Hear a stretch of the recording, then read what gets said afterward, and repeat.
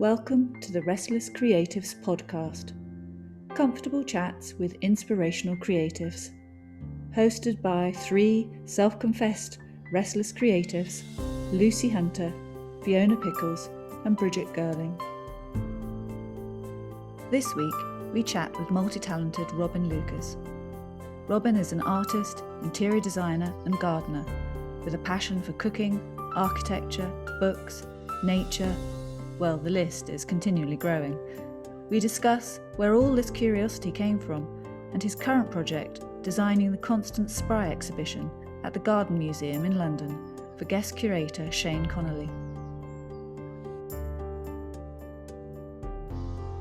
Hi. Hello, Robin. Hi there. Sorry I'm a bit late. Oh, don't worry, you're not late at all. You're not late. Oh, good. Robin, I don't know if you remember me, it was a while ago we met. Yes, absolutely. I'm Bridget. Fiona is here. Down here, up here, wherever. Lucy's up there. Hi. Hello. And this is lovely Robin. And that's Robin. Good to looking to like virtually on meet a stage set. I know, that was so funny, your message you sent me.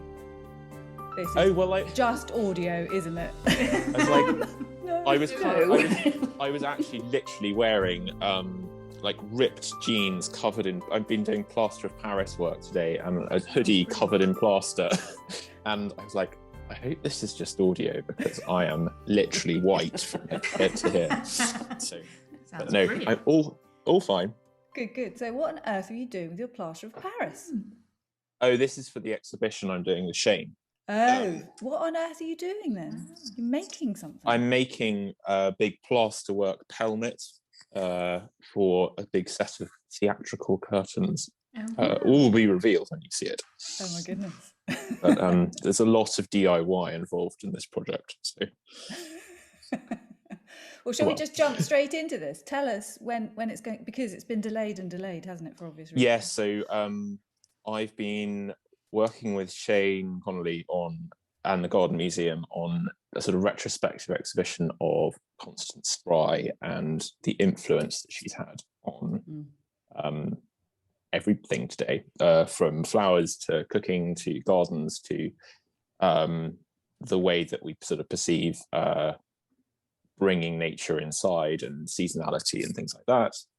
And it has been delayed because of the wonderful joy of pandemic time. So I think we were meant to go live in November then March, then November last year, then March this year, and now it's the 17th of May. And we'll go on to the end of September.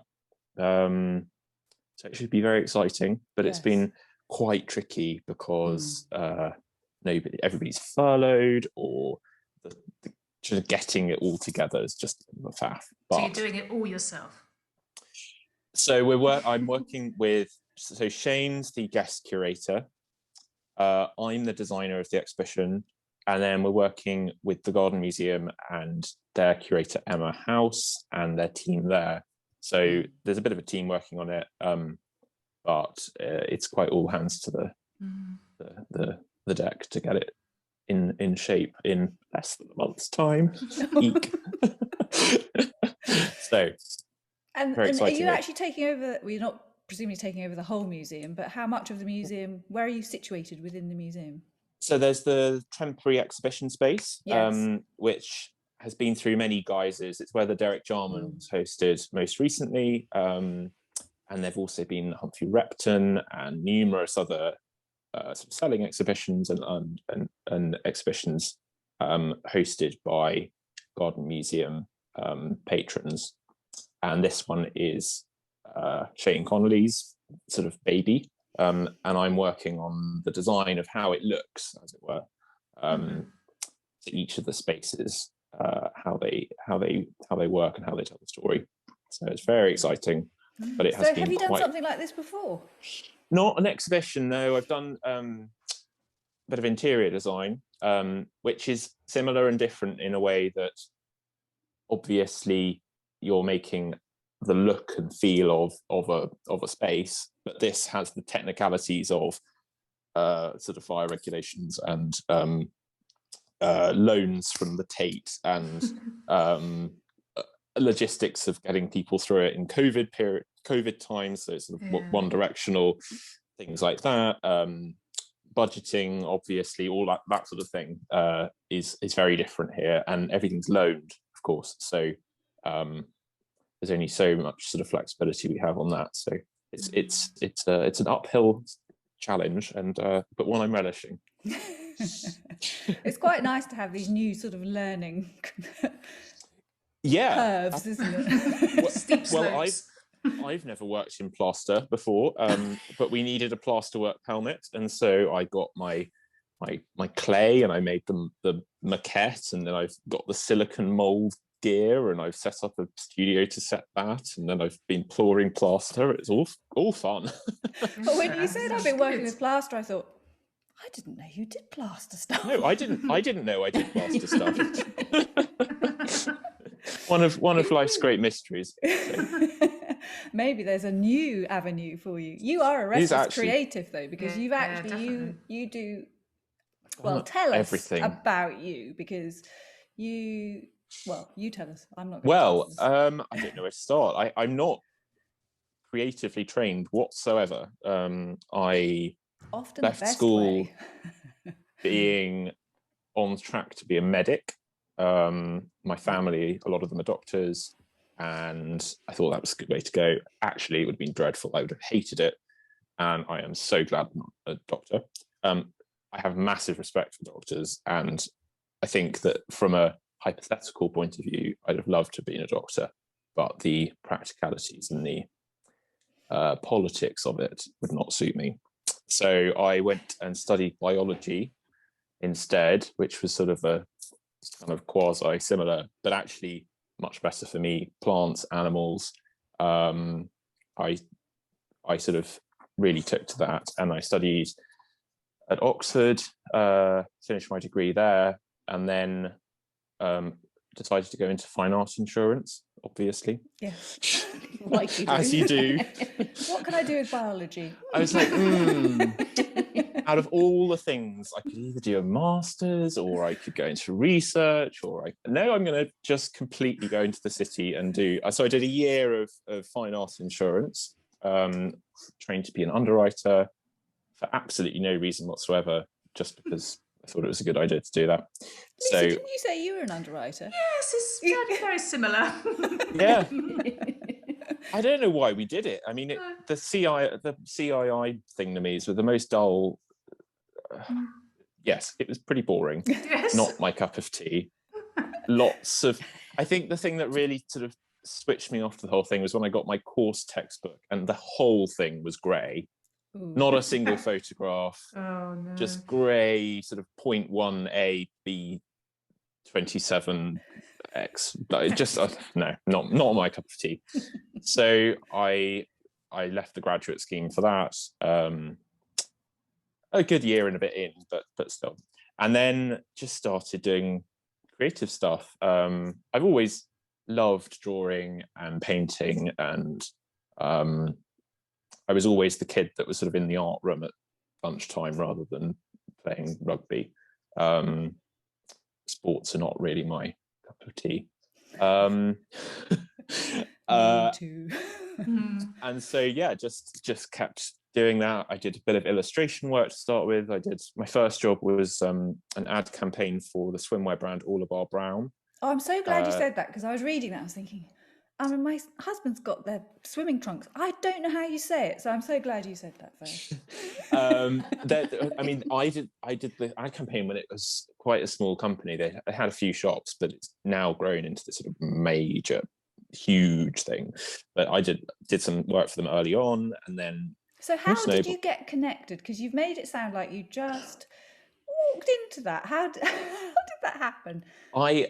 It's a bizarre story. I was following them on Instagram in the early days when Instagram was quite sort of it was quite reaction, like you could actually interact with quite big brands because everything was quite small. I had sort of a couple of hundred followers and nothing. Like it was early days, and I saw that they were posting.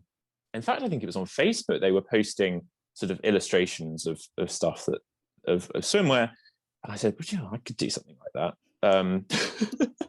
And so I did. I just did a sketch on my phone on one of the original kind of not paint, but like the equivalent sort of sketchbook light or whatever it was called. And I sent them a Facebook message saying, "Oh, here's a sketch I did." Didn't hear anything. 2 weeks later, they got back to me and they're like, "Oh, we really like it. Could you send some more?" I did another one, and they were like, "Could you do an ad campaign for us?" Wow. Sure. Yeah. Okay, yeah, that's fine. I'll do that. Let me think about that for 1 second. Yeah, sure. I don't really know what I'm doing. I've never done anything like this before, but hey, give it a go. So did that. Did my summers through when I was at Oxford. You have quite long summer breaks, and I did my work experience at the Wealth Interiors magazine because I thought that would be a good thing to do, and it was. Wonderful magazine, just so inspiring. Well, again, I think, Lucy, you're quite into that magazine, aren't you? I've seen photos of your urns on a big pile of World of Interior magazine. Well, my grandmother has collected from the very first interiors, and she left them to me, the entire collection. Oh, you lucky thing. Wow. They are. I've got a lot, but I haven't got the full set. Probably it's worth wonderful. a fortune. They're very heavy. Full sets are hard to get hold of. Yeah. So yeah, I think there's one missing in the 80s or something. I think there's one. I'm not sure which one it is. Have to hunt that one down. I know. Maybe Robin's got it. Yeah, Maybe Robin's got it. A little swap. Yeah, so just kind of went from there. Started doing sort of illustration work, bits of garden design, few interiors, bits and bobs really. So I've never really quite settled to one medium yet, but That's the Restless maybe I brain. will. Creative brain. Yeah, I just love making things. Be that cooking. I absolutely love cooking. If I could just cook all day and garden, that would be the best. Really? See, I see cooking as stopping me going in the garden. Yeah, I do. I see them as the same. I see them as so interlinked. I have to cook every day, and actually, when people have been sort of saying, "Oh, lockdown's really hard. I have to cook every day," I'm like, "Well, I just do it every day anyway." I love cooking. It's my therapy in the evening, and some days I can just get massively overexcited and decide. I say there's only the two of us here, and I'll get like. We'll have like 6 dishes, and Wow. I'll just like We'll keep cooking. I get very obsessed with things, and I love trying new stuff. So through lockdown, I've just decided to broaden my horizons and go with different cuisines. So tried sort of Korean food and Russian, and tried sort of numerous recipes and ingredients I'd never used before, and it's really good fun. You must host the most amazing dinner parties. Well, not recently. No, not recently. But... Yeah, and then he decorates the tables as well. I tell you, this guy, he's just incredible. I just enjoy, and I think gardens and seasonality and food and tables and flowers and plants and art and interiors and the way we just everything that one sort of touches can have, you can put your own sort of stamp on it, you can make it feel special, and it's the small things that make me very happy. It's not, I do occasionally sort of do an arrangement, but they're mostly just a nice bunch of something that I've picked and shoved in a vase is my favorite thing, or a single stem, like just one really beautiful tulip in a vase. Or just a really, really good piece of toast, like something very simple, something like a really well buttered piece of toast is a joyous thing. It really is. And a then work when of it art. dribbles down your chin, It's so good. Oh. And similarly, at gardens, like I love really elaborate gardens, but also just walking through a woodland in spring. There's nothing greater. Nature is the greatest gardener. So absolutely. Yeah, simple stuff. It seems that you almost don't like putting things in boxes and giving them labels. You sort of see them as completely... They're very fluid. Yeah. If you ask me to design a fork or a shed or I don't know, anything, I don't see them as or a piece of furniture. They're all linked. Yes, they'll all end up looking very different. A fork and a shed will look, you'd hope so, and function. Their function is, but the process of thinking of what should go into them is the same for me anyway. And the same as a menu. Like it should feel. I always feel very disappointed when I go to a restaurant and the food is incredible, the atmosphere is incredible, but it doesn't link with the food. Like I feel it's all should be one and the same. So having a single gerbera in a glass vase, and then beautiful seasonal kind of like local lamb with vegetables from the garden, and like, yes, could you not have thought of it? It just doesn't feel joined up. It just seems natural, doesn't it? Exactly. I have exactly the same feelings. It just feels very strange when you're sitting there. How can you and not see that? I know, precisely. You're like, but you've picked your peas about 10 minutes ago, and your lamb is called Jeffrey from down the road, and or whatever. I don't know. Like, you know exactly what everything is on the plate, and yet you've picked some flour that's come out of a cold storage from, I don't know, who knows where. You I mean, the person that put it there certainly doesn't.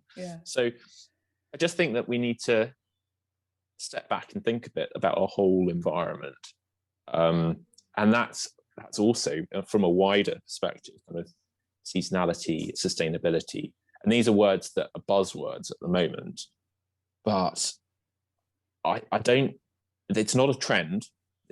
It should be the absolute kind of the way we think about everything in our lives. It shouldn't just be kind of boxing it into, I don't know, electric cars or no floral foam or reduced air miles on food. It should just be, just look at the way that you are and you live and the small decisions you make. As a consumer, you have very great power. And I think just take an extra 10 seconds when you do something and think, is that going to impact, what's the impact of that action? And once you start doing it, it becomes second nature. It's really easy. It's that first step of just thinking, am I going to, I don't know, buy Ethiopian beans, or am I going to buy some kale, which I can cook? They're different things, of course, but you just think a bit more thought. Yes, is all I'm saying. So where did this come from? Was this something that's come from your childhood? What were your influences when you were young that's turned you into this person who's able to be so creative in so many directions? I don't really know. I was always very encouraged to have my eyes open to the natural world. So my father is a very keen ornithologist and book collector, and I grew up completely surrounded by books on science and birds and architecture, and design and travel and things. So that certainly, I might add, I'm very dyslexic and really struggle to read, but it kind of absorbs into you. And nature was just a massive part of my childhood. Did you grow up on the Isle of Wight? Have I got that yes. right? Yes. Yeah, I grew up as my whole childhood on the Isle of Wight, but also have a very strong connection with South Wales and the Gower Peninsula, which is where my father's family anyway, come from. So we went there, and the wildlife there and the plants and the beaches and the rock pools are amazing. And I was just always encouraged to, if I didn't know what something was, they weren't going to tell me. You have to look it up. Just get a bird book. I mean, get an insect book, get a flower book. So your by the curiosity was really nurtured. Yes. You were encouraged to be curious. And I was also really geeky. I was so geeky. I remember sitting aged probably sub 10 on a sort of French roadside pre kind of glyphosating, and they're just covered in orchids. I have a massive passion for the terrestrial orchids of Europe, and I remember sitting there with my mother reading the key out, and me kind of with a little lens, kind of, yeah, the labellum is sub 3 millimeters, and and working out the species and subspecies of these different orchids in the Dordogne and in Greek islands and around the Mediterranean. So yeah, I was always a bit of an odd child in that respect. I can see why you went into biology, though. Yes, well, it seemed just so obvious. Actually, biology wasn't all I thought it was going to be. It's certainly not your sort of 19th century Parsons kind of natural history course anymore. It's mostly about sort of genetic stuff and cellular and lots of chemistry, proteins and folding like things and yeah. So, but I made what I could of it, and it was a brilliant course. So. Actually, now you talk about it, I'm surprised you didn't go into botany or something like that. Well, there aren't botany courses. There aren't? No, they're all. If they are, there is one at Reading, and I can't remember if it's still going, but there aren't really good botany courses. Almost all of them have been encompassed into biological science now. So that wasn't really an option. So I had to do sort of straight biology. But of course I could specialize. So by my third year, I was mostly looking at mycorrhizal fungi in soil science, and then ornithology and numerous other sort of akin areas. So plants and birds were my two things that I really enjoyed. And actually I did part of my dissertation on bird art, sort of paintings of birds and how that related to our knowledge of the sort of science and the progression. So I kind of tailored it to me. But yeah, that's kind of where I came from. That's background roughly of where I got to doing what I do. So what was your mum doing? Was your mum a stay-at-home mum, or was she working? My mother's a GP, and was very, as a child, super busy, on calls, nights, did a lot of sort of medical politics as well. So it was very busy and out and a lot of the time. And then so she was doing that. So again, sort of medicine-y, kind of science-y related. But from a creative point of view, I mean, my father's not a great drawer. I remember Pictionary once with him, and I think we were sort of shouting bus, car, tram. No, sheep. Flower. Sheep. I'm like, sheep don't have wheels. They do. This is quick. This is Pictionary. I know. So I don't quite know. My sister's very creative as well. So it's come from somewhere. Yeah, it's fascinating, isn't it? But it sounds like your parents were incredible at supporting your interests and allowing you to. Amazing. Yeah, absolutely. We've talked with other guests about how inadvertently, perhaps, influences when we're young can actually put the kibosh on your creativity, or certainly, well, actually, Lucy has a name for it, put a chimp on your shoulder that is constantly telling you that you're not. Chimp. Yeah, you're just not quite good enough, or it's not quite right, or you need, because somebody somewhere has laid this down in your psyche when you're young? It sounds like you were fortunate. You didn't. I was very fortunate. Burdened with this. No, I wasn't so much burdened with that. No, and also I suppose academically I was doing well, so I could that wasn't the issue. And so if I then wanted to start painting or making craft, I don't know. We used to have I used to be constant mess at home. I was always junk modeling and papier mâching and Christmas decoration, sort of.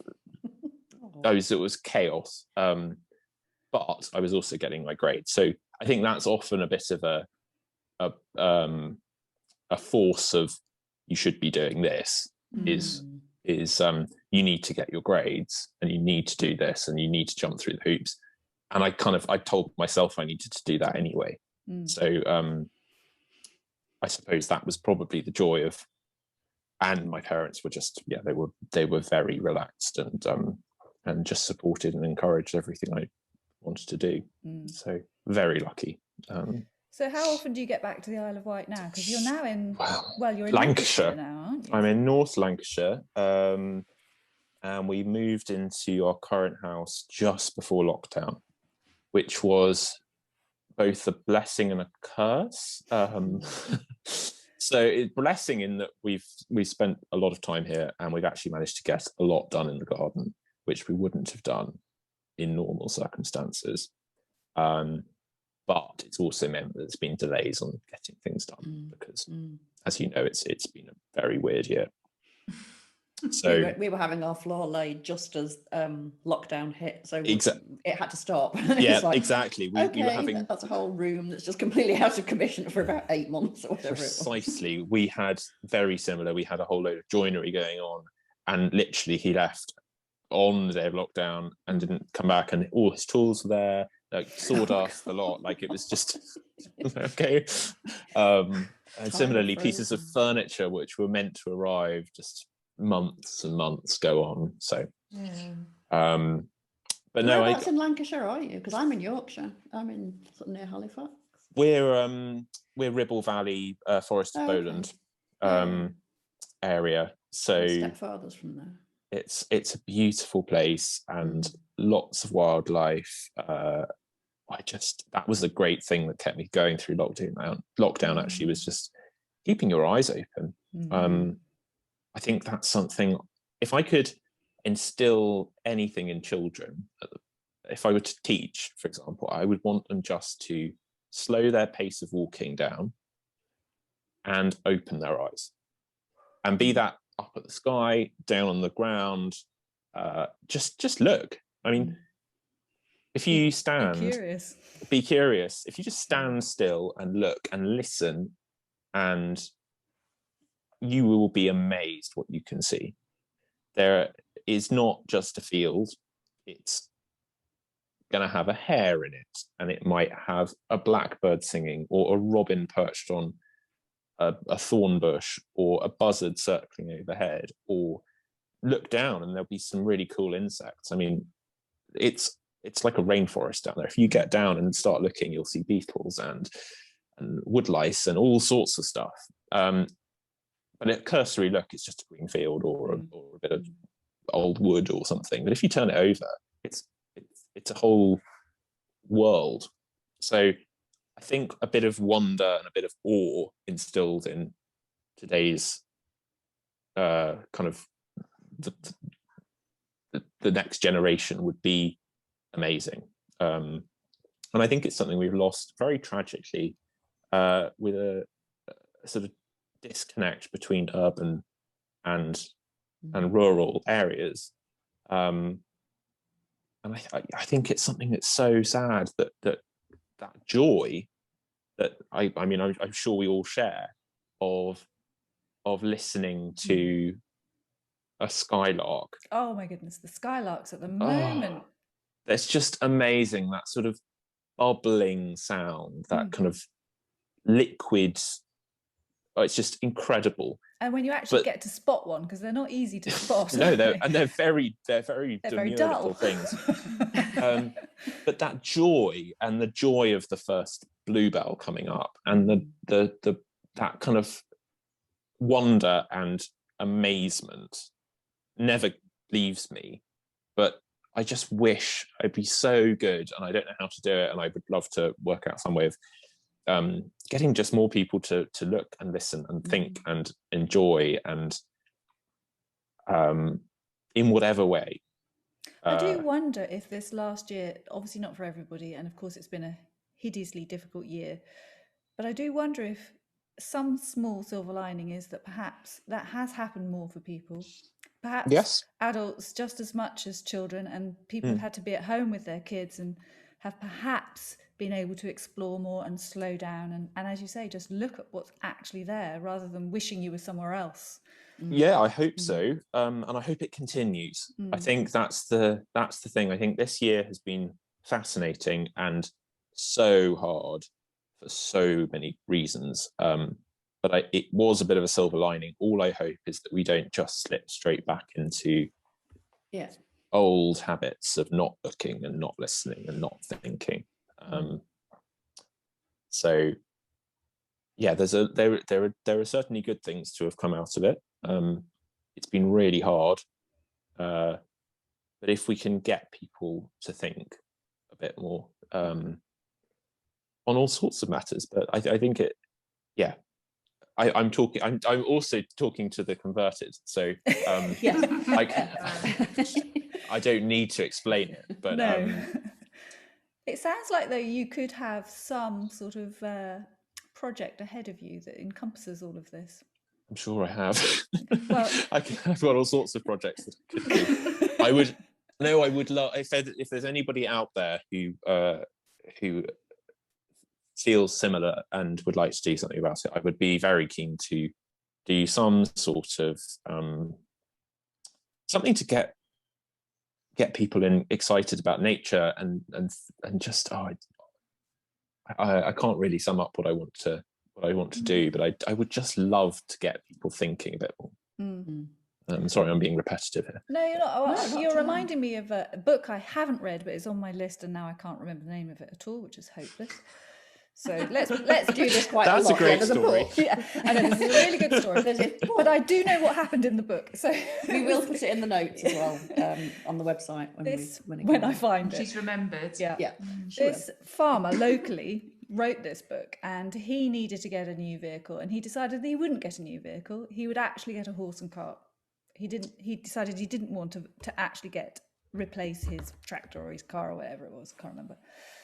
And that therefore, by its very nature, slowed him down, and he was astounded with how much more he saw and how actually his horizons, rather than feeling smaller, felt larger because he was seeing so much more in this smaller space, if you see what I mean. And absolutely. And it was just this little clip that I read about it that I thought, I have to read this book because it makes so much sense. And it just describes exactly what you were talking about as well. This, if you slow down, if you realize that there's a whole world in front of you, you don't need to explore the whole world. The whole world is actually there already. Explore that first, at least. Absolutely. If it also teaches you so much about wider things. If you walk and just sit, just do it. I mean, if you do it, it's almost like a form of meditation.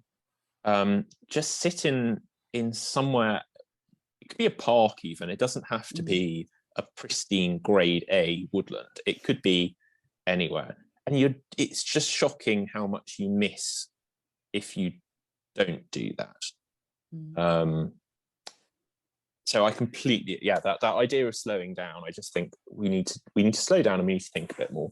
I had a lot of, I recently put up an Instagram post about peat-free compost, and I got lots of messages saying, what's wrong with peat? What's that? For me, I'm not saying that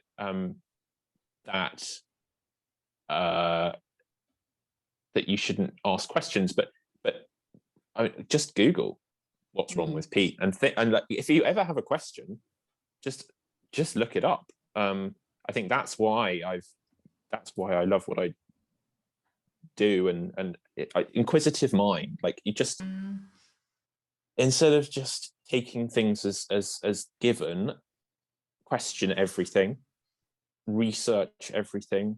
And I mean, it sounds very kind of patronizing to say it, but just look stuff up. Just if you don't know something, just look it up. And we don't have an excuse anymore. I was just do going we? to say, do not have an excuse. We have just Google it. I mean, goodness, my grandfather's generation, you really did have to look it up in a book. I mean, and it would be quite an effort to do that. And I think in a way we've become lazy because we don't have to do it properly.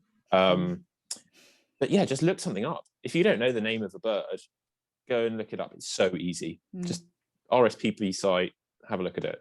If you don't know how to cook something, just Google it. I mean, we have so much information at our fingertips. There is no excuse not to. And I'm not saying you should retain all the information. Goodness, I don't know. No. I don't retain. You don't need information. To, because it's still there in your pocket. It's still there. You just need to know how to look just for re-Google. I remember the first time my kids said to me, "Mum, what are you doing?" When I was thinking, I really wish I had a recipe for X, Y, or Z. And it was just, we'll just get it up on your iPad. And it was a bit like a mind-blowing moment. It was like, yeah, you were like, what do you mean I can find it on my iPad? Of course, exactly. And now that's exactly what I do. But I remember being a much older person than them, I just thought, well, I would never in a million, if I didn't have it in my recipe books that were sitting on my shelf, then I was doomed. Having said this, I am a massive bibliophile. I love books. You do love your books. I really, really, really love books. I don't love reading books necessarily, but I love books. So I'm not saying that it's a proxy for books, but just there is no excuse not to look stuff up, not to think about things. But also on the flip side of that, to question sources. I think that's a big thing. Just taking things on face value, especially news, media. You just have to look at and teaching yourself very, very basic statistics. I think is really useful in these days. What does 1% look like? What is 1%? What is 0.0001%? I mean, that's quite a pretty small number. That kind of thing. But not technical stuff, but just getting a vague perception of numbers. And I'm not saying maths, just general proportions and numbers is really, really useful. We've been bombarded with a lot of numbers over this last year, haven't we? Yeah, and absolutely. You're absolutely right, because the last one that really struck me was the blood clots versus getting the vaccine. Yeah. And I just thought, well, surely people can see with no mathematical knowledge whatsoever. Exactly. Which way is potentially safer? Yeah, exactly. But you see, the media, I felt, were very much to blame for making a bit of a hoo-ha out of it all as well. Oh, absolutely. I mean, it makes news, but they have to fill columns and things. Exactly. But I think so there are very small tips I'd give. Is just a very, very, very cursory understanding of numbers, and an inquisitive mind just generally will get you very much further than just This makes life so much more interesting, doesn't it? It does. Absolutely. I mean, goodness, life would be so boring if you didn't know, if you didn't look stuff up and didn't think about things. Yeah. I was just thinking when you were talking before, I was sat outside and just in the garden, and we've got quite a bit of a woodland around us. At the bottom, it's been left, owned by somebody else, so it's a bit of a tangled undergrowth, really. But there are so many birds. But you can hear the normal pigeon, and there's we've got buzzards and kites and everything. But I just uploaded a phone app on my phone of bird sounds, and I've never done it. I don't know why I've never done it, but I just honestly, it was this lunchtime. I sat there. The number of birds that are surrounding us, and it's we've got the blue tits and the robins and the blackbirds, but we've got warblers and nuthatches and big tits, great tits, salt tits, woodpeckers, and it's just. And then your mind goes boom. You're like, exactly. Wow, that's cool.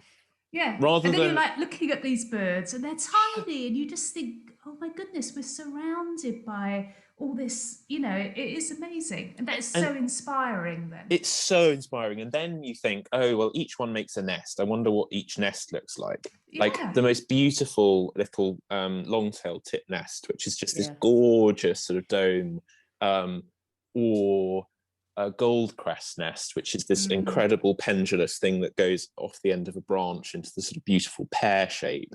And then you look at the eggs and you think, I wonder what colour eggs they have. So it just starts sparking everything. And then you think, oh, what do they eat? What does a heron eat? I don't know. Probably fish. Actually, a lot of frogs, a lot of sort of invertebrates and stuff. And then you go, and your brain just starts going. And it's very enriching. It really is. It really is. Yeah, my brain never stops going. As you can probably tell. I know. Get very overexcited about things. So do we. Yeah. So what's happening in your new garden then? And you're next to a brook or a river or stream. Yeah, we've got it. It's sort of, I haven't yet decided if it's a stream or a small river. Okay.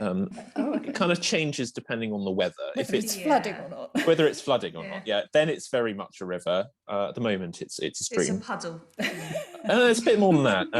You have to wade across it. So I think you can just about get across it in wellies at low water. So we have a lot of water here. We have a big pond at the back of the house, and lots of springs that come off the hill behind the house. So in wet weather, it is soggy, and there is no way around that. It is very, very wet. But it is very exciting because growing up in the Isle of Wight, we had baking sunshine and very, very difficult stony soil. And I just remember planting things and them just dying instantly, and it was so depressing. Here is a different matter. Things are on steroids, but it's so exciting. It's just brilliant, and you've got all sorts of little bits of habitats and really old, beautiful hazel stools and just lots of bits and bobs. So very exciting, lots of wall building, repairing things. So lots of projects. First project we did during lockdown was the vegetable garden. And then we've moved on. We're now doing the front of the house, and there's just loads and loads. It's all a bit too much. I think I've definitely started too many jobs at once. No, never do that. How much space have you got? About 2 acres, maybe a little more. Yeah. So it's quite sizable, which is also quite daunting. Yeah, it overfaces, doesn't it, when it's big? Suddenly you think, whoa, that's big. Yeah. It's funny because I've been out in the garden a lot recently because I don't have a gardener, I think, so it's all me.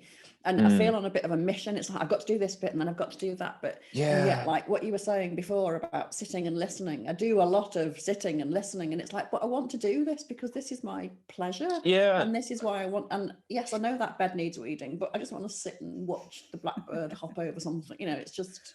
It can become all very overwhelming. Yes, overwhelmed by the garden, but excited. Constantly very excited. Really I did wonder whether the house was maybe a mill or something in the past, because you're it's an old mill. Oh, it is an old mill. You really are. It is a mill, yeah. So there's a lot, hence the water. Yeah. Have you still got the mechanics big project and things? Yeah. No, that's gone. But in a way, thankfully, because actually it would be. You're trying to grind your own flour otherwise as well. Yeah, I would definitely. That's. I would definitely be grinding my own flour otherwise, and that's a whole new level of bad idea. So yeah, big project at the moment is that, and then the exhibition. All go and see it. It should be really good. Sounds really good. We've got some amazing things that we've unearthed. And Constance Spry was the mother of everything really of what we do and sustainability and seasonality, and she didn't think necessarily consciously about that, but it was so subconscious and so important, and that we should really kind of get back back to that way of thinking.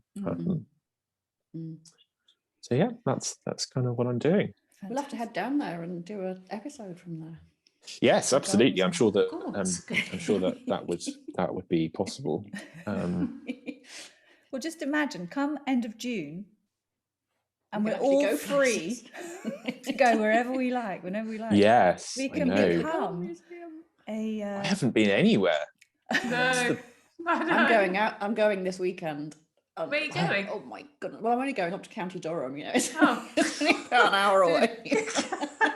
But it feels exciting. I had to go to London, and it was just the most overwhelming experience ever. Really? It was just a whole new world. I mean, I used to live in London, so but now I just mad times. You're making all your plaster things, and you're going to have to transport them down to London, presumably. I am indeed. No. I'm doing everything up here and then transporting it down. And taking a good pot of glue. Yes, I know.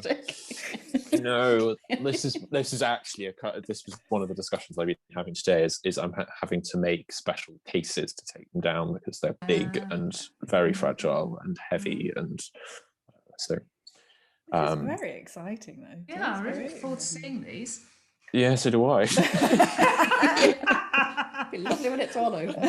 Yeah, it is definitely still in its infancy, and it needs to be finished ASAP. So, well, we better move on to our last little section so you can get back to them then, because we ask our guests 5 quick questions.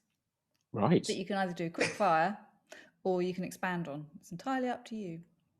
Let's see what they are first. Well, I'll do them one at a time. Okay, go for it. So the first one is, what makes you most happy? Gardens or interiors? That is tricky. We do the like intersection to make them between the two. Gardens. Okay. So head on the block. block. But I bring a lot of gardens inside as well. Yeah. Very sneaky. So, there we go. That's a bit of a desert island discs one where you're kind of like, not really allowed that. It's a bit of a, but. Yeah. Well, I tell you what, I've actually got that on the list. What is your desert island luxury? So that's question 2 for you, right there. Desert island luxury. Oh, I don't know what mine would be. That's really hard. We always listen to it on a Sunday morning, and I never actually get to the bottom of what I would say at the end. No. So, desert island luxury. It's tough, isn't it? It's really hard. A whole library. No, you can have one. No, one book. No. Well, you get to choose a book anyway if you're actually on the show. Yes, choose a book. I know. Yes. So, and you get given the Bible. The way Robin's going, I can Bible, see he's or is going to it be actually on Desert Island Discs. So you need to nail this one, Robin. a paintbrush and like something I can sketch with. Is that okay? Yes. Yeah, that makes sense. Because then even if I can't have the actual thing, I can draw it. Yeah. Yes. Okay. Yeah. Clever. And then make it. And make it. So paper and pencil. Okay. Well, maybe just the pencil, and then use a piece of bark as your paper, because you only allow one thing. Oh, Lucy's getting evil. Well, that's quite harsh. It's really harsh. That's really harsh. I think I'd have gone the other way, actually. I'd have taken paper, and you can use a stick or something. Yeah, exactly. Well, Some medium to draw things. Get it? We're all becoming a bit macabre now. It really is. Right, we haven't found this out about you. Can you sing? I can, yes. In fact, I used to do a lot of singing at school, and Did you? I did all my grades, and I used to be head of choir and that kind of stuff. So yeah, I can sing. I haven't done it for a long time though. Definitely don't ask me. Okay. So, no. So it's more sort of singing in the shower than anything else these days. Yeah, or singing whilst I'm cooking. Right. Now this is going to be a tough one, because I bet you do dozens of these all at the same time. What's the most recent book you've read? doesn't look again, yeah, I'm not a very good reader. I will put my hand up at that. Very what am I reading at the moment? The new James Rebanks book. And then before that, I've got the one I've got this one that I've just finished reading, which is absolutely brilliant, and it's called Unnatural Selection. Ooh. And it's really interesting because it's both biological, about the natural history of domestication and selection by humans, and it has the most beautiful artwork by the author. It's absolutely stunning. I cannot recommend it highly enough. Wow. By Katrina von Grue, and that's good. Now you're our first guest to have a book there ready to pull out. Yes. It literally just hit me. That's super impressive. There we go. It's like a lovely one. My last question, and actually I think maybe you've thwarted this question, but it'd be interesting to see though. In fact, I already know the answer. No, I don't. Sea or city? Let's ask. Sea or city? Oh, sea, definitely. I know. I just realised when you said I used to live. Yeah, that's an easy one. And I used to live by the sea, and that's probably the only thing I really miss living in Lancashire, is that we aren't very close to the sea. And when growing up, the beach was basically the end of the garden, so I used to spend a lot of time at the beach and going rock pooling and fishing, and I absolutely love the sea, so that is a no-brainer. How often do you manage to get back to the Isle of Wight? Well, pandemic-wise, I've only been back once, I think. But before then, every couple of months. Yeah, lovely. Get your sea fix. Well, Robin, you have been a superstar today. Yeah. Oh, yes. Thank you so much. It's been lovely to chat to you all. Yes, I'm going to get back to making things. Yeah. It must have been quite strange actually having it cancelled. It's like, I've got a bit more time. I can faff about with this a bit longer. Disaster. It is a disaster. It's always a disaster. The worst thing. And we're all hoping you're not going to have any more time, and that you're going to achieve your date. Yes. Can't wait to see. Yes. Well, good luck with it all, and hopefully we'll so catch much. you down there. Yes, absolutely. Thanks so much. Thank you. Enjoy the rest of your day. Take care. Bye-bye. Bye. Bye. You've been listening to the Restless Creatives podcast. To ensure you don't miss our next episode, please subscribe to our YouTube channel, the Restless Creatives podcast. If you'd prefer to listen rather than watch us, you can catch us on one of your favoured podcast providers. For more sneak peeks and behind-the-scenes fun, visit our Instagram at the.restlesscreatives, or visit our website, therestlesscreatives.co.uk.